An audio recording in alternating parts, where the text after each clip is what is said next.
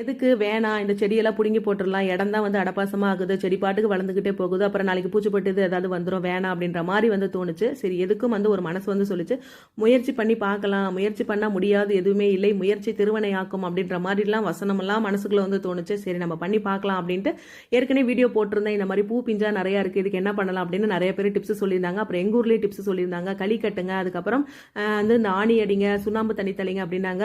முயற்சி செஞ்சால் கண்டிப்பாக முடியாது எதுவுமே இல்லைங்க. அது மாதிரி களியெல்லாம் கட்டியிருந்தோம். இன்னொன்று வந்து சிரிப்பு என்னன்னா, களி வந்து பழைய களி, ராகி களியை வந்து வேரில் கட்டிட்டு இங்கிட்டு 1 மணி நேரம் வரத்துக்குள்ள நம்ம அனுமார் வந்து அந்த துணியோட சேர்த்து பிடிங்கிட்டு ஓடினா இருப்பாருங்க. செம்ம சிரிப்புங்க. அதுக்கப்புறம் 2வது நாள் வந்து பார்த்தீங்கன்னா கோதுமை களியை வந்து கட்டி விட்டு அதுக்கெல்லாம் பந்தபஸ்லாம் பண்ணி அண்டா குண்டா அப்புறம் வந்து வைக்கப்புல்லாம் போட்டு கமுத்து எப்படியோ பாதுகாப்பு பண்ணி இன்னைக்கு வந்து அந்த காயை வந்து செடியில் பார்க்கும்போது அவ்வளோ சந்தோஷமா இருந்துச்சு. அப்போதான் தெரிஞ்சிச்சு நம்ம முயற்சி என்னைக்குமே பண்ணிக்கிட்டே இருக்கணும், கண்டிப்பாக என்னைக்காச்சும் ஒரு நாள் வெற்றி கிடைக்கும் அப்படிங்கிறது இந்த செடி மூலியமா இன்னும் வந்து மனசுக்குள்ள வந்து ஒரு தன்னம்பிக்கை வந்து வளர்த்துக்கிட்டேங்க.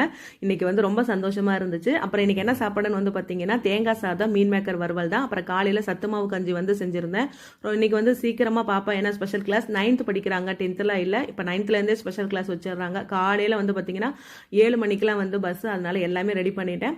அப்புறம் பாப்பாவை பஸ் ஏற்றி விட்டு எங்கள் சிவா வந்து வந்துட்டான். அப்புறம் வந்து பஞ்சகவிய எங்கள் விளக்கு சாம்பிராணிக்கெல்லாம் வந்து பேர் வச்சுட்டேன்னு சொன்னேன்ல, பாருங்க பஞ்சகவிய பஞ்சமுகி டிவைன் ப்ராடக்ட்ஸுங்க. பேர் நல்லா இருக்கான்னு சொல்லுங்க. இந்த வீடியோ பிடிச்சிருந்தா லைக் பண்ணுங்க, ஷேர் பண்ணுங்க. Bye friends.